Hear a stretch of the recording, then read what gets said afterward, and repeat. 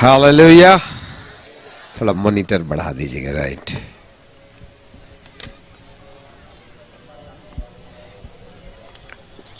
पिता परमेश्वर को धन्यवाद देते हैं। इस समय वॉलंटियर्स लोग थोड़ा सा बच्चों को नियंत्रित कर लें और माता पिता भी उन्हें अपने पास में रखें, क्योंकि हम सिस्टमेटिक नहीं हैं, ऑटोमेटिक हैं।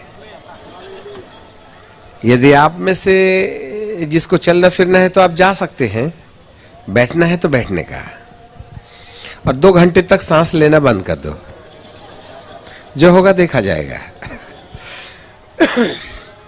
क्योंकि यदि आपने हमारा ध्यान अपनी ओर इकट्ठा किया तो हम ऊपर से बोलते बोलते सिर से बोलने लगेंगे, और जब हम सिर से बोलेंगे तो घाटा तुम्हारा होगा, और यदि दिल से बोलेंगे तो आप माला माल होके जाएंगे। थोड़ा हम उल्टे प्रकार के प्रचारक हैं। हम मनुष्य को प्रसन्न करना पसंद नहीं करते हैं, परंतु परमेश्वर की प्रसन्नता आपके लिए कुछ वो संपत्ति है जिसको पा लिया तो हजारों साल तक घाटा नहीं होने वाला है। सो पिता परमेश्वर को धन्यवाद। ये बिल्कुल ठीक हो गया है। इसको भी थोड़ा वैसे ही वाला दीजिएगा। राइट साहब। ओके, एक बार सेटल हो जाएगा, फिर हमारी गाड़ी चलती तो ब्रेक नहीं लगता उसमें। तैयार हैं? सब लोग चुपचाप बैठ जाएंगे। कोई भी हरकत करे तो तत्काल जो है कोई वॉलंटियर्स मदद कर दें और उठना बैठना पसंद बंद कर दें, क्योंकि राजाओं की राजा महाराज अधिराज जब हमारे बीच में चलते और फिरते हैं तो वह आपके चलने फिरने को पसंद नहीं करते हैं।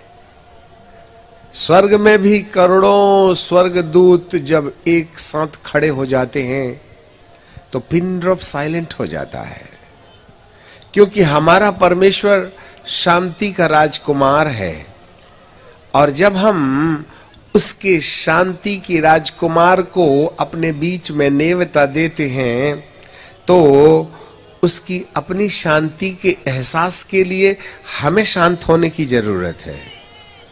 यदि हम शांत नहीं हैं तो शांति की राजा की शांति हमें समझ में नहीं आएगी, क्योंकि ऐसे लिखा है रोमियो की किताब में, और उसके यदि मुझे मिल जाए तो रोमियो की किताब और उसका 16वां अध्याय और उसका 20वां पद।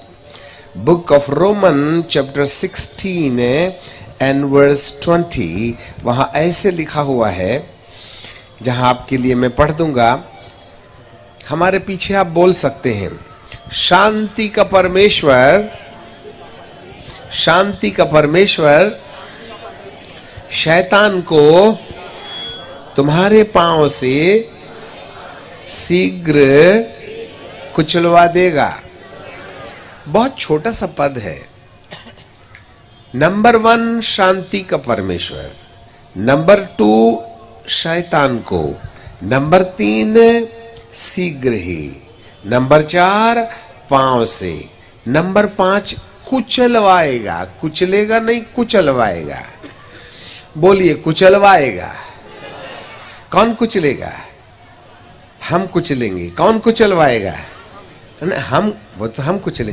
कौन कुचलेगा? हम। कौन कुचलवाएगा? परमेश्वर।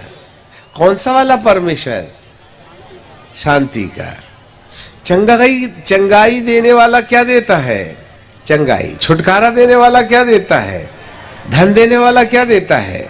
शांति देने वाला क्या देता है? तो ये कौन सी वाली क्वालिटी रखने वाले परमेश्वर की बात चल रही है यहाँ पर? शांति। और इसी परमेश्वर के पीछे लोग नहीं जाते हैं। सब चंगा करने वाले के पास जाते हैं, पैसा देने वाले के पास में जाते हैं, आशीष देने वाले के पास में जाते हैं, नौकरी देने वाले के पास में जाते हैं, अमेरिका का वीजा देने वाले के पास में जाते हैं, कोर्ट केस बनाने वाले के पास में जाते हैं, झगड़ा झांसा से शांति देने वाले परमेश्वर के पास जाते हैं। परंतु शांति वाले परमेश्वर को तो हमने बाईपास कर दिया ना। 150 चाबियों का गुच्छा लेके चलने वाले 15 किलो का थैला, तुम यदि एक ही चाबी ले लोगे ना तो काम बन जाएगा। यह है मास्टर चाबी। इसको जिस भी ताले में मारो ताला खुलना तय है। अब 1.5 किलो की चाबी का गुच्छा लेके चल रहे साहब, एक एक ताले की एक एक चाबी, और यहां पर लिखा है अब आप ये बताओ तुम्हें गुस्सा कौन दिलाता है? शैतान। बैर कौन कराता है? झगड़ा कौन कराता है? गरीब कौन बनाता है? निराश कौन करता है? ये एक ही ना है, और उसको कुचलने का एक ही चाबी है, और वो ये है यदि कोई शांति के राजकुमार को अपने जीवन के द्वारा शांति पाने के लिए प्रसन्नता दे देवे, और यदि अपनी प्रसन्नता के आधार पर जिस किसी भी व्यक्ति को वो शांति देता है, तो जितना भी उपद्रव घर परिवार समाज के अंदर में जो करता है ना, उसको एक ही बार में हम टपका सकते हैं। और वो है शांति का परमेश्वर, आप ही तुम है ना। शैतान को अपनी शांति देने के द्वारा तुम्हारे पैर से, वह हमारे पैर से नहीं, परमेश्वर खुद अपने ही पैर, परमेश्वर हमें शांति देगा और हम कुचलेंगे उसको। कल नहीं कुचलेंगे, आज ही कुचलेंगे, शीघ्र कुचलेंगे। इसलिए बेचारे जितने ढेर सारे भूत आए हैं ना तुम्हारे साथ में, बाजू में बैठे हैं, वो सब पतली गली ढूंढ रहे हैं, कहां से भागूंगा। हालेलुया। परंतु हम सोचते हैं उनको बाद में भगाएंगे, उनको भी थोड़ा समय मजा मौज करने दो, फिर आखिरी में तो जाना तय है ही है, बशर्ते कि आप शांति बनाए रखें। जी हाँ, पिता परमेश्वर को हम धन्यवाद देते हैं इस महा आयोजन के लिए जो परमेश्वर पिता ने हमको दिया है। कुछ बातें जो प्रभु ने हमें आज के लिए दी है वो हम आपके पास रखना चाहते हैं। थोड़ी हलचल बंद करके रखें, आप हिलना डुलना बंद रखें। इससे पहले कि परमेश्वर के वचन की मनादी की जाए, जो शोर गोल हल्ला हो रहा है उसमें परमेश्वर का अधिकार रहने पाए। थोड़ा बच्चों को थोड़ा शांत कीजिएगा, ठीक है? बाहर जा करके वॉलंटियर्स मदद करेंगे तो मदद हो भी सकती है। सनातन काल के विराट परमेश्वर, हम आपको धन्यवाद देते हैं, आपकी आराधना करते हैं, आपकी प्रशंसा और बड़ाई करते हैं। प्यारे पिता परमेश्वर, आज इस मैदान में प्रभु आपके बेटे बेटियां आए हैं और हमारी आंखें आप जैसे महान परमेश्वर की ओर लगी हैं। प्रभु, इस मैदान में चारों तरफ आप अपना पहरा बना दीजिएगा। 6 पंख वाले स्वर्गदूत, अग्नि वाले स्वर्गदूत हमारे बीच में खड़े होकर अपनी महिमा करने पाए। बाप आसमान को साफ कीजिएगा। अंधकार की ताकतें जो मनुष्य के मन को कहीं न कहीं गड़बड़ी के लिए इस्तेमाल करती हैं, बच्चों के अंदर उठक बैठक करने वालों के अंदर आज आपकी पैनी नजर चमके, अग्नि का साया इस पूरे मैदान में मंडराने लगे, अंधकार की शक्तियां इस स्थान से पलायन कर जाएं और इस स्टेज में प्यारे पिताजी स्वर्ग धरती पर उतर आए और इस स्थान पर आपका सिंहासन लग जाए।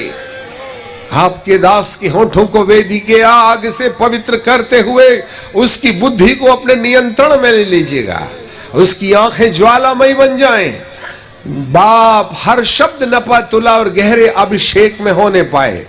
अब यहां से आप अपने काम की शुरुआत कीजिएगा। प्यारे पिताजी, हम आपको धन्यवाद देते हैं, आपको महिमा आदर और सम्मान देते हैं। यीशु नासरी के नाम से मांग लेते हैं, आमीन। जीसस। पिता परमेश्वर को थोड़ा सा निकाल के दीजिए तो अच्छा रहेगा, ठीक है? एक गिलास में। पिता परमेश्वर को हम धन्यवाद देते हैं। थोड़े गले में खराबी है इसलिए टॉलरेट कीजिएगा हमें। जो बात परमेश्वर इन दिनों में किया चाहते हैं, 2 आग से बने हुए स्वर्गदूत आजू बाजू खड़े हुए हैं, फायरी एंजल्स। इसके बाद में 2 पंख वाले स्वर्गदूत 2 उनके बाजू में हैं, 4। उसके बाजू में बिना पंख वाले स्वर्गदूत 3 एक तरफ और 3 दूसरी तरफ, 10। पीछे में 6 पंख वाले 2 स्वर्गदूत खड़े हैं, आर्कएंजल्स 12। और उसके पीछे एलिया बाबा और मूसा बाबा, जिन्होंने रूपांतर के पहाड़ में मसीह यीशु को दर्शन दिया था और उनकी सेवकाई को बदल दिया था, वो आज यहां पीछे खड़े हैं। और इसके ऊपर यहूदा का सिंह, द लायन ऑफ जूडा। जी हां, इतनी बड़ी टीम यहां है, इसलिए स्टेज में बैठने वाले अभिषिक्तों को भयपूर्ण दशा में बैठना चाहिए, क्योंकि यहां स्वर्ग धरती पर है। अंधकार की शक्तियों ने अपना रास्ता ढूंढना तय कर लिया है। आखिरी में बब्बर शेर जब दहाड़ेगा, उसकी अलौकिक शक्ति यहां बहेगी। अग्नि वाले स्वर्गदूत इस स्टेज से भागना शुरू करेंगे और यहां से पवित्र स्वर्गदूत आपके पास जाना शुरू करेंगे। उसकी सामर्थ लोगों को छूना शुरू करेगी। आज मुंबई शहर के इस इलाके में इतिहास की एक पहली नींव होगी, जहां पर जागृति के बीज का एक शिलान्यास किया जाएगा। उसकी उपस्थिति महसूस होती है। हम उन तमाम स्वर्गदूतों को कुछ मिनट के लिए इस भीड़ पर और मैदान पर चलने की आज्ञा देंगे कि हे प्रभु, आप अपने स्वर्गदूतों को आज्ञा दें कि वे इस स्थान को पवित्र बनाने और तेरे लोगों के मन को तेरा वचन सुनने के लायक बनाने के लायक बनाए। इसलिए आए टीम के तमाम स्वर्गदूतों, नीचे उतरो और हर एक के दिल दिमाग को छूना शुरू कर दो। और आए बब्बर शेर, लायन ऑफ जूडा, दहाड़ना शुरू कर। और इसी समय सारे बंधन तोड़े जाएं जो आपके सत्य वचन को हमारे जीवन के अंदर काम में आने में रुकावट पैदा करते हैं। इस भूमि को पवित्र कर दीजिएगा।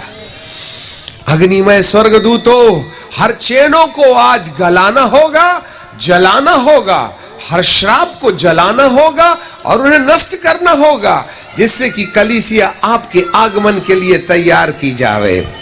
Wonderful Jesus, wonderful Jesus. पिता, अब लड़ाई हमारी नहीं वरन आपकी है। Begin to move according to your divine plan. Touch thy people and speak with them Lord. प्रभु परमेश्वर को धन्यवाद। ठीक है। सो आज जो वचन प्रभु दिया चाहते हैं वो इस प्रकार से है। रोमियो की किताब और मुझे वो कपड़ा दे दीजिएगा तो फोल्ड करके है। रोमियो की किताब और उसका 8वां अध्याय और उसके 28 पद से थोड़ा पीछे रख लीजिए। यस,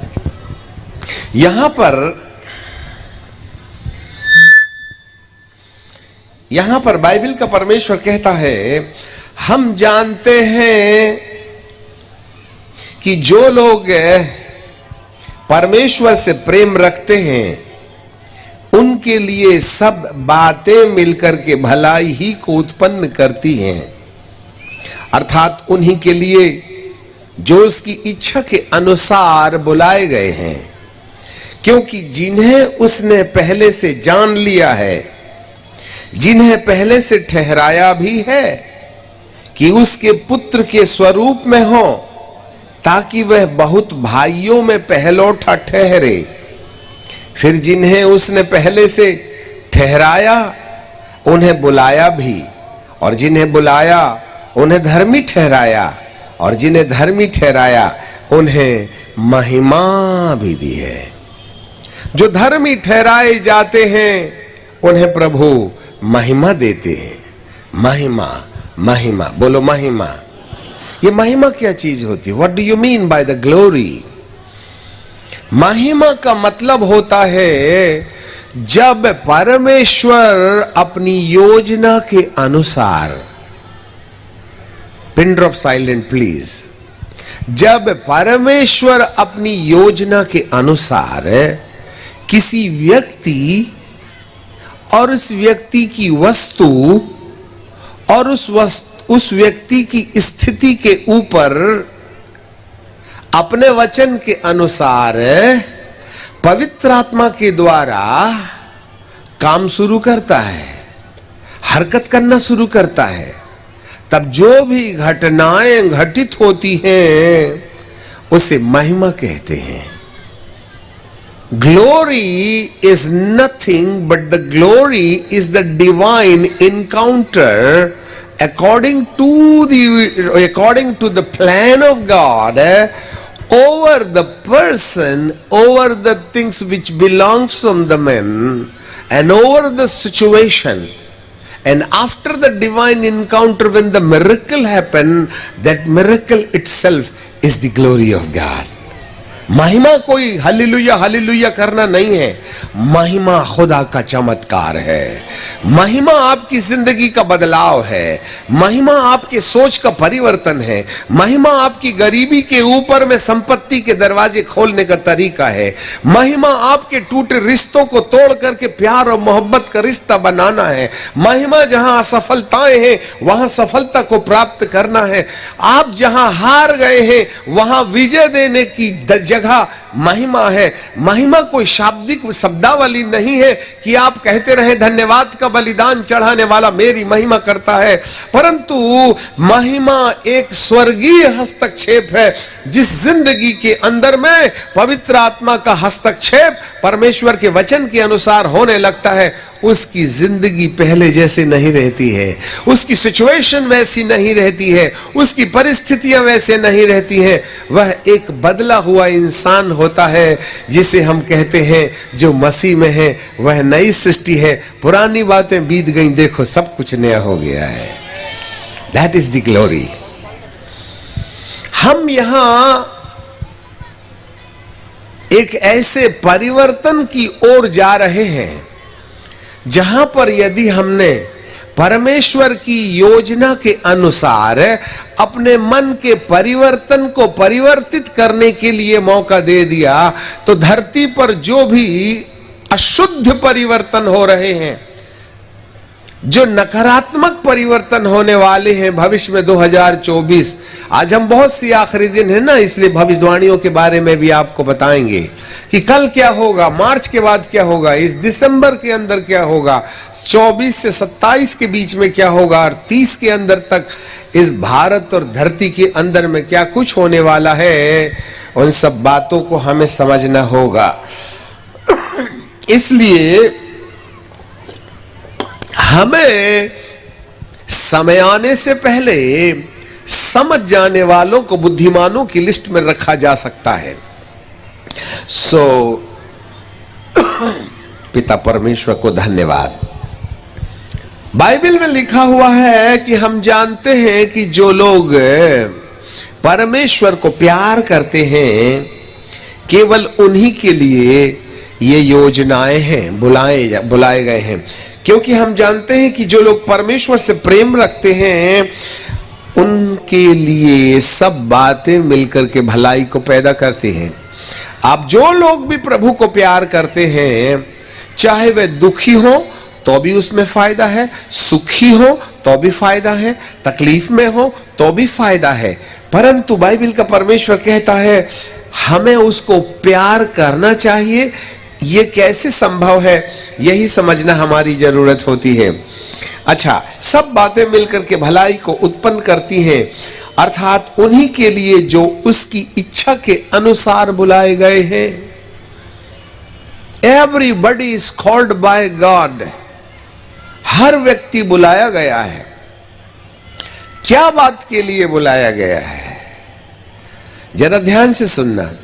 एक व्यक्ति की जिंदगी में संघर्ष, चाहे वह तन में हो, चाहे वह मन में हो, चाहे वह धन में हो, चाहे वह परिवार में हो, चाहे वह रिश्ते में हो, चाहे वह भविष्य में हो, जहां जहां मनुष्य की जिंदगी में संघर्ष है, उस संघर्ष का सबसे बड़ा कारण यह है कि उन्होंने कहीं ना कहीं परमेश्वर की बुलाहट को शायद या तो समझा नहीं है, और समझ गए तो उस बुलाहट को अपने जीवन के अंदर पूरा नहीं होने दिया है।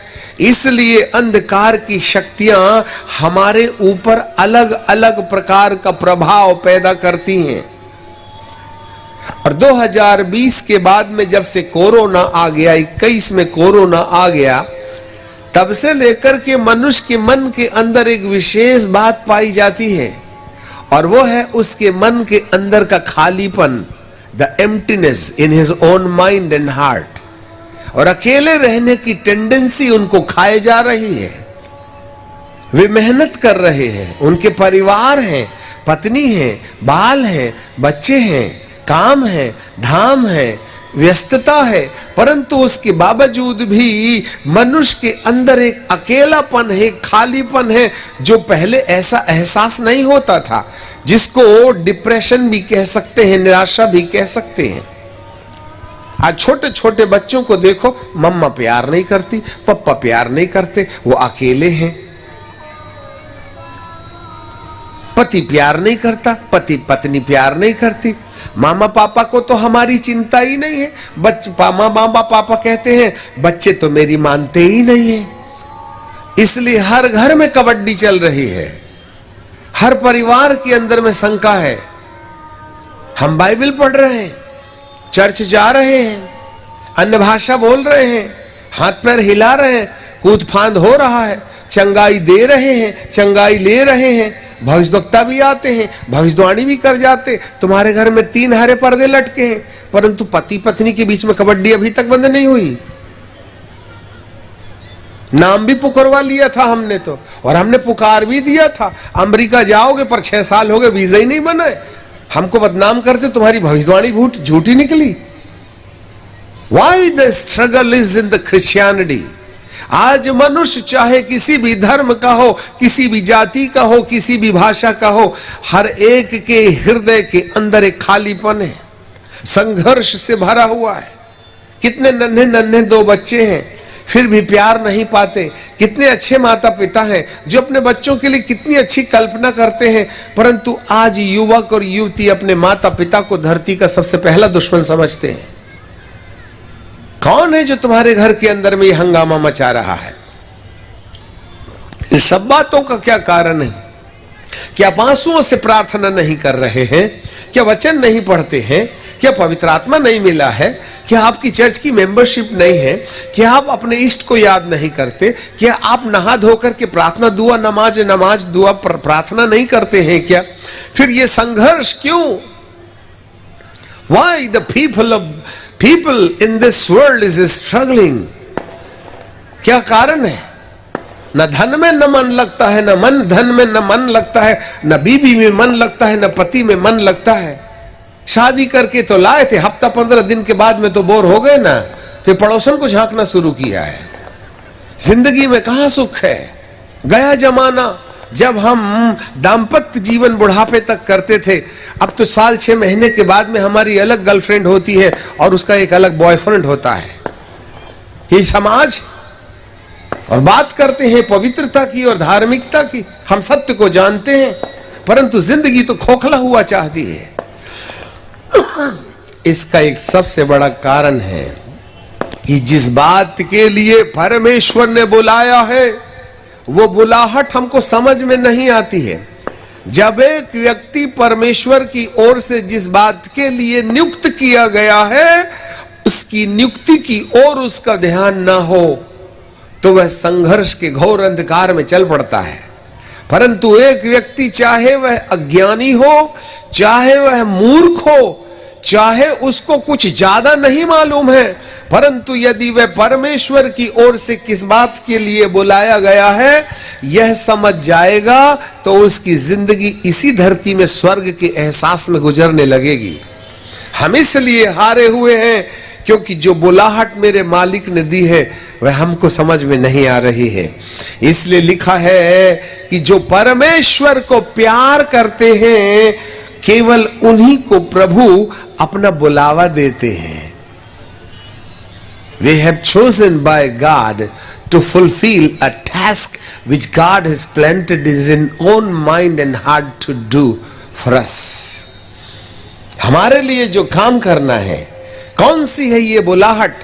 आज हम एक ऐसे विराट सत्य को आपके सामने रखना चाहते हैं जो धरती के अंदर यदि मानव जीवन में जन्म लिया है तो उन सब के ऊपर लागू होगी। आज कोई धर्म की बातें नहीं हो रही हैं, ये कोई रिलीजियस मीटिंग नहीं है। धर्म और धार्मिकता में अंतर है। धर्म और धार्मिकता में अंतर है। धर्म इंसान के द्वारा बनाया हुआ वह कर्म कांड है जिसके द्वारा वह परमेश्वर तक पहुंचने का रास्ता तय करता है, जिसे रिलीजन कहते हैं। परंतु धार्मिकता परमेश्वर की ओर से किया गया वह उपाय है जिससे वह मनुष्य को अपने तक पहुंचने का रास्ता दिखाता है। धार्मिकता धर्म इंसान बनाता है जहां डंडे और पंडे और झंडे होते हैं। धार्मिकता ईश्वर का वरदान है जो हर देश, जाति और भाषा के लोगों के अंदर एकता और प्रेम को जन्म देता है। धार्मिकता परमेश्वर से आती है और धर्म इंसान से आता है। धर्म इंसान को इंसान से अलग करता है, धार्मिकता इंसान को इंसान से मिला करके धरती में स्वर्ग की स्थापना की चाबी बन जाती है। इसलिए मेरा यीशु कोई धार्मिक नेता बन के नहीं आया था, वरन वो एक ऐसा संदेश वाहक था जो इंसान को धार्मिकता पहुंचाने के लिए आया था। यही है मेरा प्रभु जिसके बारे में आज हम सुनने जा रहे हैं। जरा देखिएगा 29 में क्या लिखा हुआ है। क्योंकि जिन्हें उसने पहले से जान लिया है। अब बुलाए जाने का कारण समझिएगा, कैसे, किन बातों के कारण परमेश्वर ने हमको बुलाया और हमको करना क्या है। ये सारे भूत पलित जो हमारे पीछे लव यू करने खड़े हैं ना, इनका एक हट्टा पलायन हो जावे, इसका रास्ता हम आपके सामने तय रखना किया चाहते हैं। मुझे माफ कीजिएगा। तो